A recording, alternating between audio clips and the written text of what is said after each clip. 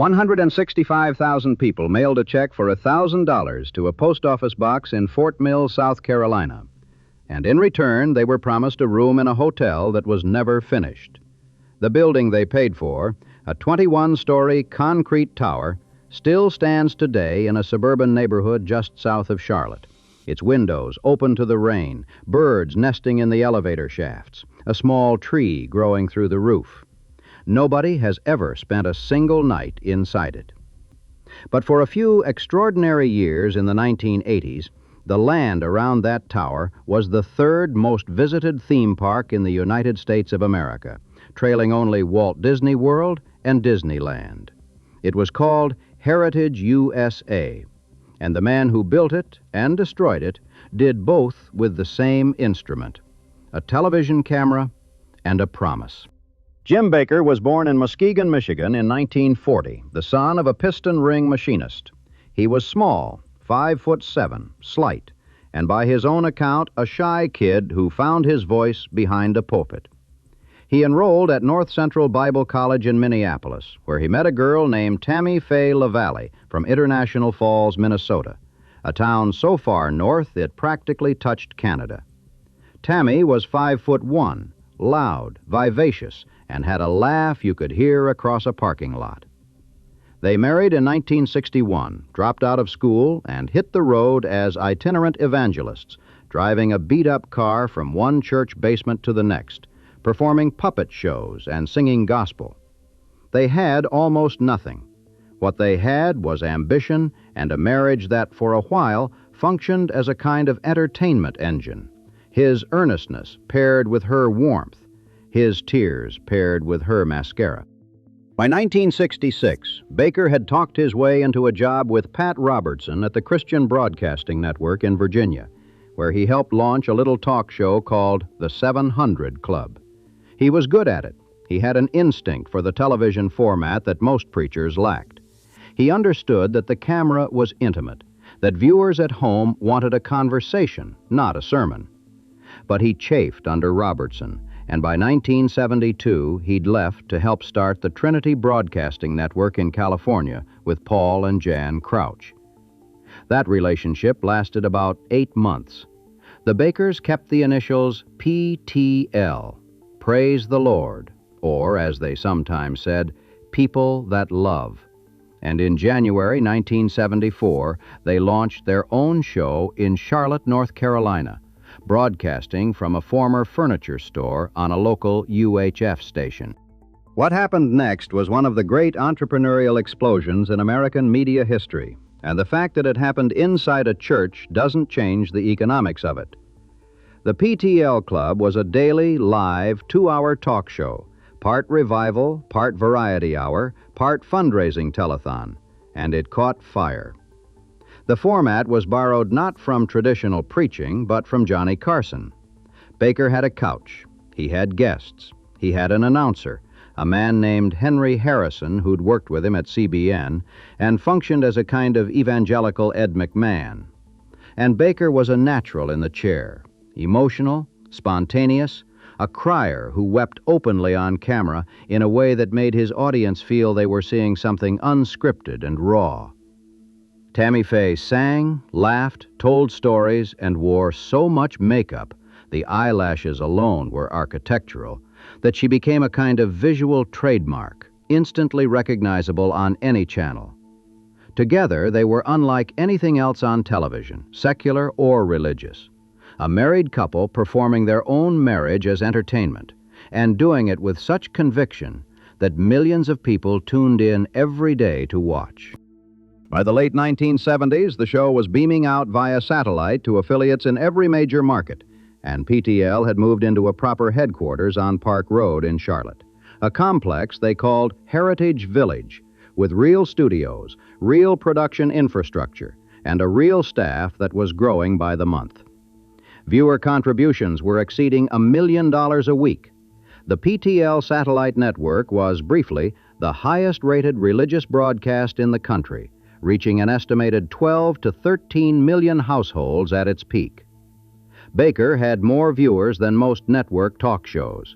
And unlike a network talk show, his audience didn't just watch. They gave. And Jim Bakker, who had once driven a rusted car between church basements, looked at all of that money and all of those viewers and had an idea that was either visionary or insane, depending on when you evaluate it. He wanted to build a Christian Disneyland. He'd been fascinated by Disney his entire life. The cleanliness, the Main Street, the manufactured nostalgia. Bakker saw in Disney's parks something that resonated with his own theology, which was the prosperity gospel, the belief that God wanted his people to be happy and comfortable, and yes, wealthy. Why should Christians have to go to secular theme parks? Why shouldn't there be a place, a whole town really, where believers could vacation, worship, swim, shop, eat, and sleep, all without ever leaving the umbrella of their faith? Tammy Faye once put it plainly, "If my utopia could look any way I wanted it to look, I'd like it to look like Disneyland." In the late 1970s, the Bakkers began purchasing land in Fort Mill, South Carolina, a small town just across the state line from Charlotte. By the time they were done, they controlled 2,300 acres, nearly 5 times the size of Disneyland.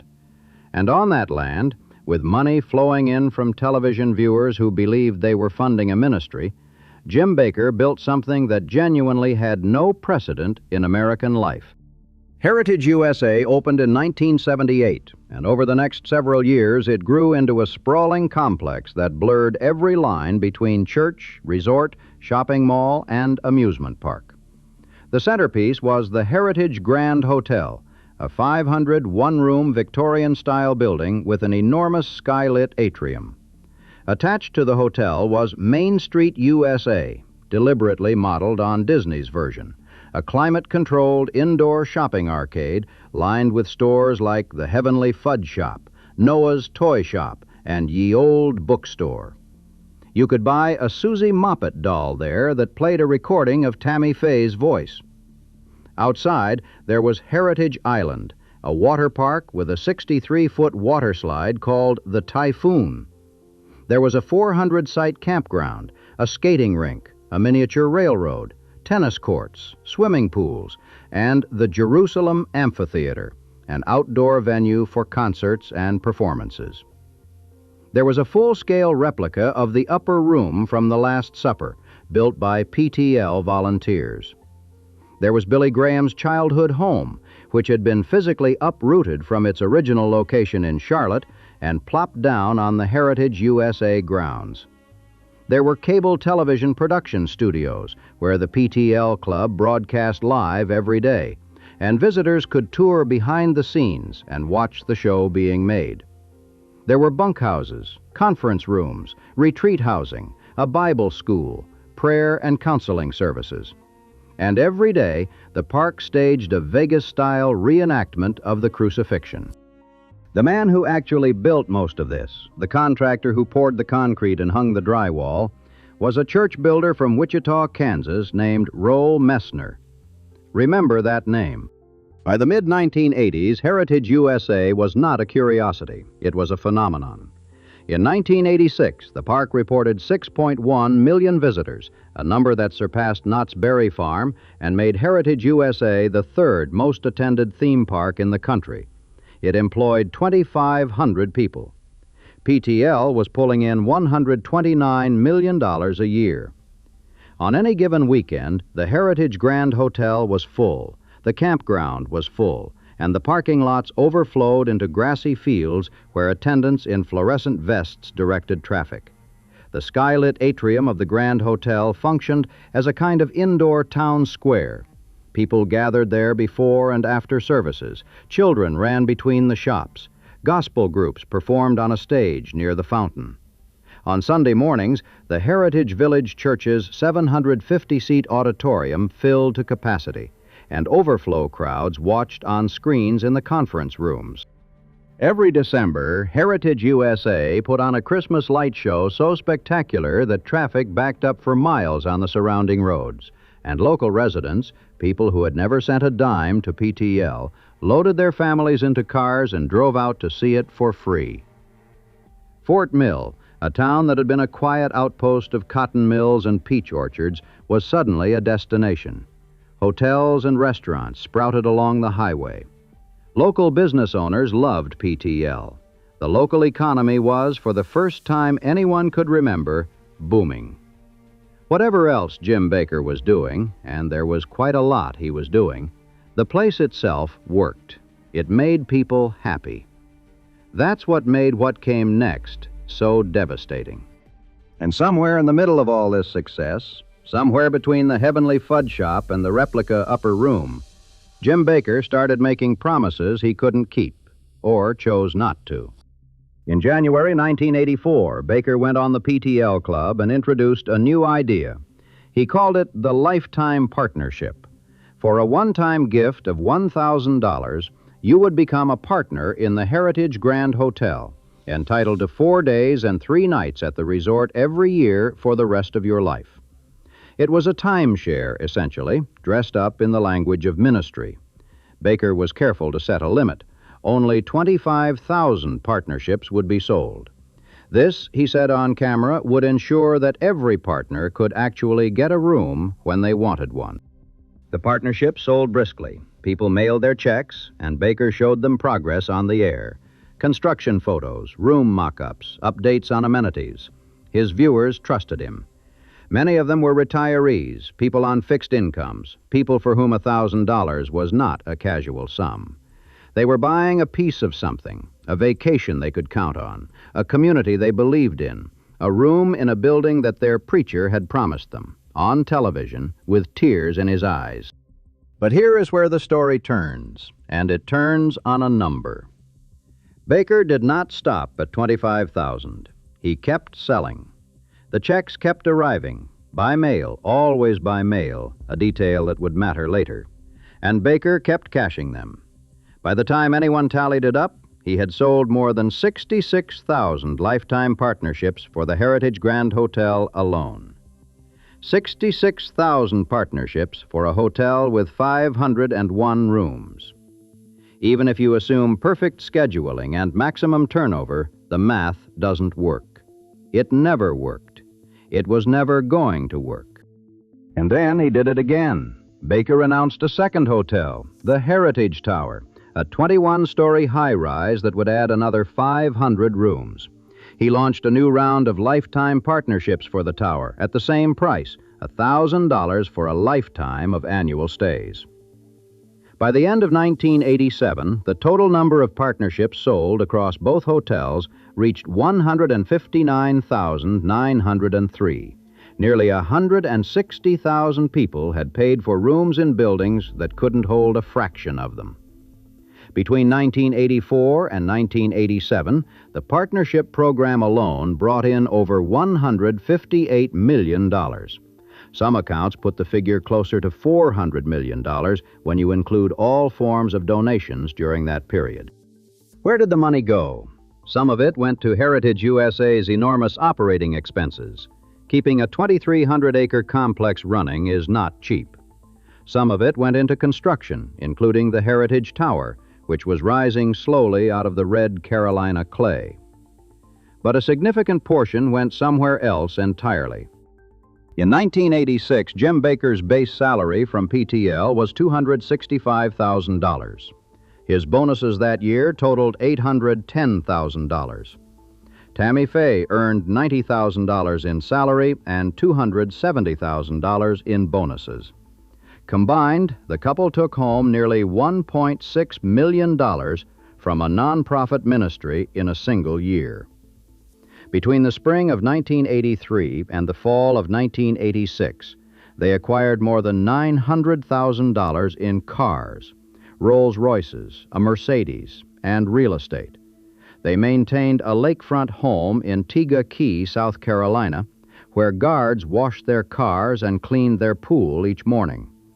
They owned a condominium on the Gold Coast of Florida, outfitted with $22,000 in floor-to-ceiling mirrors.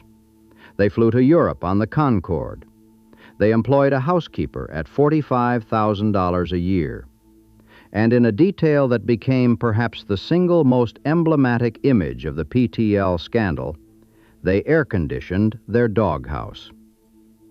Critics had long said that PTL stood for Pass the Loot.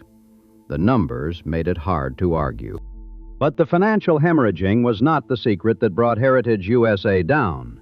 The secret was older and uglier, and it had been sitting in a file for 7 years. On the afternoon of December 6, 1980, in a hotel room in Clearwater Beach, Florida, Jim Bakker, then 40 years old and at the height of his television ministry, had a sexual encounter with a 21-year-old church secretary from Massapequa, New York, named Jessica Hahn. Hahn would later allege that Bakker and another minister, John Wesley Fletcher, had lured her to the hotel and that she was drugged and raped. Bakker maintained for years that the encounter was consensual. In his 1997 memoir, he would write, "I was wrong," though he disputed the characterization of assault. What is not disputed is what happened afterward. PTL paid Hahn $279,000 in hush money to keep quiet about the encounter. The payment was structured through a trust fund and funneled through Roe Messner, the same man who was building Heritage USA, the same man who was billing PTL for construction work, and who would later marry Tammy Faye after her divorce from Jim. Hahn signed a confidentiality agreement. She signed a statement recanting her accusations. And for 7 years, the secret held. It held until the Charlotte Observer broke it open. The paper had been investigating PTL's finances for years. Not the sex, the money. Reporter Charles Shepard had been pulling at the threads of PTL's bookkeeping since the early 1980s, and the ministry had fought him at every turn, pressuring the paper, trying to discredit his reporting, mobilizing viewers to cancel subscriptions. Shepard had known about the Hahn encounter for 3 years before publishing. He waited because he wanted something more than a sex scandal. He wanted the money trail. And when he found it, when he could prove that the $279,000 in hush money had been siphoned from funds donated by PTL viewers for the ministry, that Bakker kept 2 sets of books to hide the irregularity, he published. The story that landed in the Observer was not about adultery. It was about betrayal of a different kind, that ordinary people who thought they were building a Christian Disneyland were actually paying, without their knowledge, to cover up their pastor's sexual misconduct. The story hit, and the edifice began to crack. On March 19, 1987, Jim Bakker resigned from PTL. His voice trembled on the phone as he spoke to Observer reporters. He said he had been wickedly manipulated by treacherous friends into the encounter with Hahn. He turned the entire ministry, the television network, Heritage USA, the cable channel, everything over to Jerry Falwell, the Baptist fundamentalist preacher from Lynchburg, Virginia, the founder of the Moral Majority, a man as culturally and theologically different from Bakker as it was possible for one televangelist to be from another. Falwell arrived in Fort Mill, took one look at the books, and called the compensation packages for Bakker and his top aides outrageous and indefensible. Richard Dortch, Bakker's chief lieutenant, had been receiving $350,000 a year in salary and bonuses. David Taggart, Bakker's personal aide, had been pulling $360,000. As much as $92 million in cash, a 1939 Rolls-Royce, and scores of financial records were unaccounted for. The IRS, which had already revoked PTL's tax-exempt status the previous year when the ministry was earning $126 million annually, intensified its scrutiny. Federal investigators, postal inspectors, and the FBI began assembling a task force. And there was the matter of the Heritage Tower. By March of 1987, construction had been underway for over a year, but the building was still a concrete shell. 21 stories of bare structure, no interior walls, no plumbing, no electrical. Nearly 160,000 people had paid $1,000 apiece for rooms in this building, and they were never going to get them. The tower was Bakker's ambition made physical, and now it was his fraud made physical, too.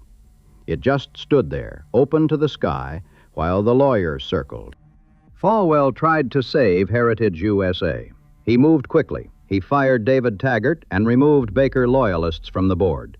He brought in accountants. He tried to separate the tax-exempt ministry from PTL's commercial operations, arguing publicly that the theme park had competed unfairly with tax-paying attractions and that the two should never have been entangled. And in the summer of 1987, in an image that became one of the most surreal photographs of the decade, Jerry Falwell, buttoned up, doctrinaire, the man who had founded the moral majority, went down the 63-foot Typhoon water slide at Heritage Island wearing a full suit. He had promised to do it if viewers donated $20 million to save PTL. And they did. And so down he went, arms crossed, water spraying, dignity somewhere behind him in the flume. The fundraiser hit its target, but it wasn't enough. Falwell had discovered that the financial problems were not problems, they were fraud. He authorized the filing of a Chapter 11 bankruptcy petition. Debts were estimated at $72 million. Within months, Falwell himself resigned, saying there wasn't much he could do once he understood the full scope of what had happened. Meanwhile, park attendance was collapsing. The visitors who had once packed Heritage USA, 6 million of them in 1986, were staying away. The scandal was everywhere. Bakker was on every news broadcast in America. Jessica Hahn posed for Playboy, not once, but 3 times, and became a regular on the Howard Stern show. Jimmy Swaggart, the fiery Louisiana preacher who had helped expose the Hahn story in what many people viewed as a calculated power grab for PTL's viewers, was himself caught with a prostitute the following year, sobbing on camera in one of the most infamous moments in television history. "I have sinned against you, my Lord." The entire world of televangelism was collapsing in on itself like a tent with its poles kicked out. The PTL Club limped along under a series of caretakers. Sam Johnson, a member of the ministry team, incorporated a new entity called Heritage Ministries and kept the show on the air through September 1988, broadcasting from a new location on Nations Ford Road in Charlotte, miles from the Heritage USA studios that were now tied up in bankruptcy. But the magic was gone. Heritage USA, which had thrived on the faith and affection of its visitors, could not survive the revelation that the man who built it had been lying to them about where their money was going. Then, in September 1989, Hurricane Hugo tore across the Carolina coast and swept inland. The storm hit Heritage USA with devastating force, battering buildings that had already gone months without maintenance. Roofs were torn open. Water damage compounded the neglect. The park, which had been limping along with skeleton operations, closed shortly after the storm.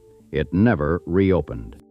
1 month later, on October 5, 1989, Jim Bakker stood in a federal courtroom in Charlotte as a jury found him guilty on all 24 counts of fraud and conspiracy. The trial had lasted 6 weeks, and it had been a spectacle. Local curiosity seekers waited for hours outside the courthouse to catch a glimpse of Bakker. One prosecution witness, Steve Nelson, whose department at PTL had tracked the lifetime partnership data, testified that Bakker knew in specific, documented detail that the program was massively oversold and kept selling anyway. Bakker himself took the stand in his own defense and tried to portray himself as a humble minister, not a businessman. But under cross-examination, he said he didn't know or couldn't remember the answers to most of the financial questions prosecutors put to him. It didn't play well. The jury foreman, a man named Ricky Hill, who had identified himself as a Christian during jury selection, said afterward, "He was called by God, but eventually the money became too much for him. We kept looking for something from the defense, and we never saw it." Prosecutors had proven that Bakker diverted $3.7 million in ministry funds for personal use, including vacation homes in California and Florida, a lakefront parsonage, a houseboat, and the famous air-conditioned doghouse. The lifetime partnerships were the core of the fraud. He had oversold them knowingly, enriched himself from the proceeds, and used the mails to do it, which made it a federal crime. Judge Robert Potter, known locally as Maximum Bob, sentenced Bakker to 45 years in federal prison and a $500,000 fine. It was a staggering sentence, and Potter couldn't resist editorializing from the bench. Those of us who do have a religion are sick of being saps for money-grubbing preachers and priests. An appeals court later found Potter's comments inappropriate and ordered a resentencing. A second judge reduced it to 18 years.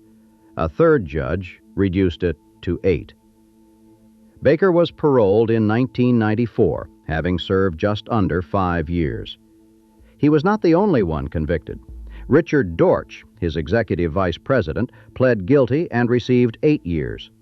David Taggart and his brother James Taggart were convicted of tax fraud and sentenced to over 18 years.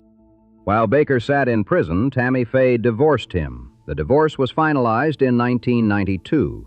She married Roe Messner, the builder of Heritage USA, the man who had produced the hush money for Jessica Hahn. Messner himself was later convicted of bankruptcy fraud.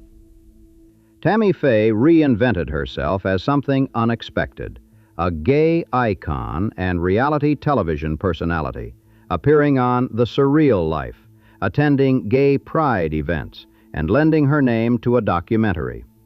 She died of cancer in 2007 at the age of 65, weighing 65 pounds.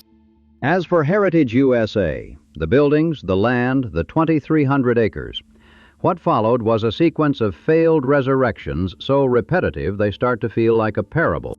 In 1991, the Heritage USA property was purchased for $52 million by Morris Cerullo, a San Diego evangelist, in partnership with a Malaysian investment group called MUI, Malayan United Industries. They renamed it New Heritage USA. Think about that price for a moment. $52 million for a property that PTL had spent approximately $200 million building. 74 cents on the dollar had evaporated. The partnership between Cerullo and MUI fell apart almost immediately. The stated reason was a disagreement about discount cards for the theme park, which sounds trivial until you realize that every relationship in the Heritage USA story eventually collapses over money. MUI bought out Cerullo's interest, kept the cable network, which became the Inspirational Network, then INSP, and still exists today, and renamed the property Regent Park. For a while in the 1990s, the Heritage Grand Hotel, the original 500 one-room building, the one that actually existed and had walls and plumbing and furniture, was operated by Radisson as the Radisson Grand Resort. It didn't do well as a conventional hotel. A 500-room hotel needs a reason for people to come, and the surrounding park was gone, the attractions demolished or abandoned, the brand toxic. Who wants to vacation at the site of the largest religious fraud in American history? The Radisson gave up. The land was carved up and sold off piecemeal. Housing development spread across the former campgrounds. Commercial buildings filled the lots where the water slide and the skating rink had been. A subdivision called Regent Park rose on the grounds, and families moved in, many of them commuters to Charlotte, who may or may not have known what had stood there before them. The Jerusalem Amphitheater was demolished in 2012. The King's Castle, originally designed to be a very large Wendy's restaurant, then repurposed as an arcade, then abandoned, was torn down in 2013. And the Heritage Tower kept standing. In 2004, MorningStar Fellowship Church, led by Pastor Rick Joyner, purchased the Heritage Grand Hotel, the unfinished tower, and 52 acres of adjoining property. MorningStar was not affiliated with the Bakkers in any way, but it was a charismatic ministry, and it broadcast its services from the same site where Bakker once broadcast his. The church restored the Grand Hotel, converted some rooms to condominiums, reopened the Main Street shops as classrooms and retail space, and held services in the hotel atrium.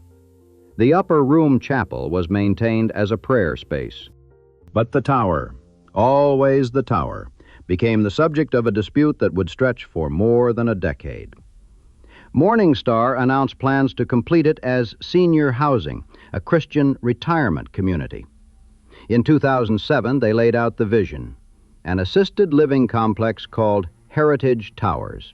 In 2008, they began selling units for $1,000 each, a detail so uncanny it borders on parody.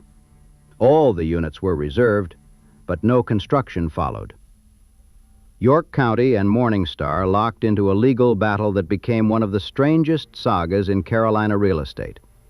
The county said the building was structurally unsafe. MorningStar said the county was engaging in religious discrimination.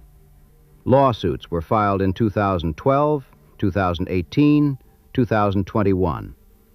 A groundbreaking ceremony was held in June 2021, with no building permits having been applied for or submitted. The county issued a press release in 2022 claiming the tower should legally have been demolished in 2013. Throughout all of this, the tower stood. It rained into the building. The windows were open holes, concrete spalled, rebar rusted. A small tree took root somewhere on the upper floors and grew visible from the street. Neighbors in Regent Park, who had moved into ranch houses and 2 stories and colonials on the land where Heritage USA's campground and water slide had been, walked their dogs past the tower every morning. One resident told a reporter she'd lived there for 25 years and was simply tired of looking at it. Another said her daughter had been house hunting in the area and refused to buy near it. In October 2024, MorningStar and York County finally signed a settlement agreement. The church was given 18 months to submit a building permit proving the tower could be brought up to current code. If they failed, they would have 9 months to demolish it. If they failed to demolish it, the county would do it and bill them. As of the summer of 2026, MorningStar has completed the first assessment phase of what the county is calling the Tower Removal Project. The church now plans to tear the tower down and build a 340-unit senior living complex on adjacent property. A county councilwoman told reporters she's optimistic. Neighbors say they're hopeful. The word they use more than any other is closure. Nearly 4 decades, the tower has outlasted Jim and Tammy Faye's marriage, outlasted Tammy Faye herself, outlasted the Radisson franchise and Morris Cerullo and the Malaysian investors and the Regent Park Homeowners Association and multiple rounds of litigation and a hurricane. It has stood there for so long that it has become its own kind of monument, not to faith, not to fraud, but to the strange American habit of building things that can't be finished and then not quite being able to tear them down. There is a number that doesn't get quoted very often in the Heritage USA story, but it should be. When the PTL bankruptcy was finally settled and the courts distributed what was left to the people who had paid $1,000 for a lifetime room in the Heritage Tower, each of the 165,000 lifetime partners received a check. The amount was $6.54. That's the return on a $1,000 investment in a room that was never built, in a hotel that was never finished, in a theme park that was never what it said it was. $6.54. Not enough to buy lunch at the Heavenly Fudge Shop. Not enough to buy a single night at a Motel 6. Just a number on a check mailed to people who had once believed, because a man on their television told them to, that God wanted them to have a room. The Heritage Grand Hotel still stands in Fort Mill. It's been restored. It operates as a conference center and ministry headquarters. Some of the old hotel rooms have been combined into private condominiums. You can drive past it on Heritage Boulevard. And if you didn't know what you were looking at, you might think it was an unusually large hotel in an unusually suburban location. The Main Street shops are open. The upper room chapel is still used for prayer. But next to the Grand Hotel, rising over the rooftops of the Regent Park subdivision, is the tower. 21 stories, bare concrete, empty window frames. That tree on the roof, or whatever it is now. Nobody seems to go up there to check. It has been called an eyesore, a landmark, a symbol, a liability. What it actually is, in the simplest possible terms, is a receipt. It is the physical record of a transaction between a preacher and his audience, a transaction in which he promised them something he could not deliver, and they paid for it anyway, and neither side has ever fully reckoned with what that means. Jim Bakker is 86 years old. He remarried in 1998 to a woman named Lori Beth Graham, and for years he hosted a new television show from Branson, Missouri, selling survivalist food buckets and apocalypse supplies. In 2021, prosecutors in Missouri alleged he had promoted a product called Silver Solution on his show as a cure for COVID-19, a claim that could turn consumers' skin permanently blue if they drank enough of it. The state settled the case. Unpaid IRS tax liens against Bakker still total at least $5.5 million. His son, Jay Bakker, who was 13 when his father went to prison, grew up to become a pastor himself. He ministers to skateboarders and punk rockers in Atlanta. He wrote a memoir called Son of a Preacher Man. Roe Messner, the builder, the man who poured the concrete and produced the hush money and married Tammy Faye, lived with her in Andover, Kansas, just east of Wichita. Neighbors would sometimes drive past their house and look over to see if they could spot her. Nobody ever seemed to. Jerry Falwell, who went down the water slide in a suit and tried to save a ministry he barely understood, died in 2007, the same year Tammy Faye did. His son, Jerry Falwell, Jr., would later be embroiled in his own scandals at Liberty University. A different story, but evidence, perhaps, that the machinery of American evangelical celebrity tends to produce similar breakdowns regardless of denomination. The Charlotte Observer won the Pulitzer Prize for public service in 1988 for Charles Shepard's reporting on PTL. The paper's investigation had not just exposed a scandal, it had functionally destroyed a $129 million a year enterprise, put a man in prison, and shuttered the third most popular theme park in the country. Shepard's book about it, Forgiven, remains the definitive account.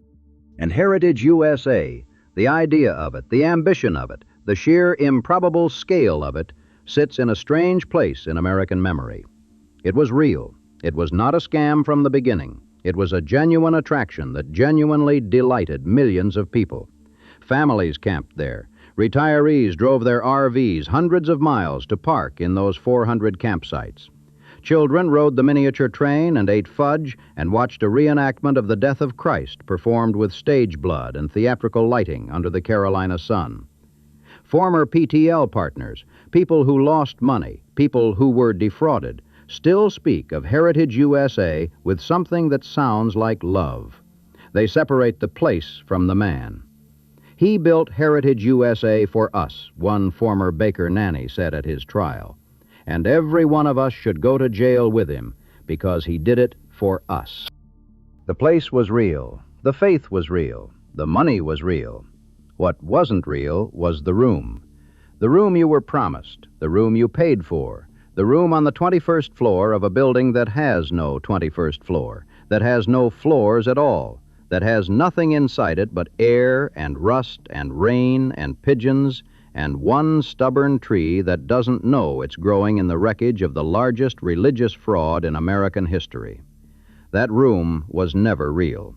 And the building it was supposed to be in stands in Fort Mill, South Carolina, waiting, as it has waited for 39 years, for someone to finally decide what to do with it.